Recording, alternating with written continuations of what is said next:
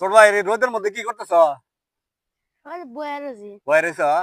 এ তোমার আব্বা আম্মার সাথে আসছো শাক তুলতে না? এই শাক কি করে, শাক কি তুমি কি বিক্রি করো, তুমি ওটাও লেখাপড়া করো না?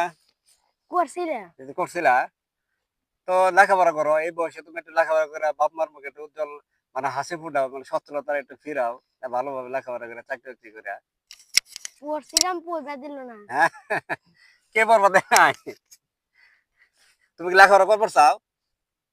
হ্যাঁ, তুমি যদি লেখাপড়া করবার চাও তাহলে অবশ্যই কিন্তু লেখাপড়া করতে হবে ভালোভাবে, ঠিক আছে? হ্যাঁ, আর তোমরা কয় ভাই বোন? তোমরা দুই ভাই। তো তুমি কোন ক্লাস পর্যন্ত লেখাপড়া করে বাদ দিছ? বাদ দিছ?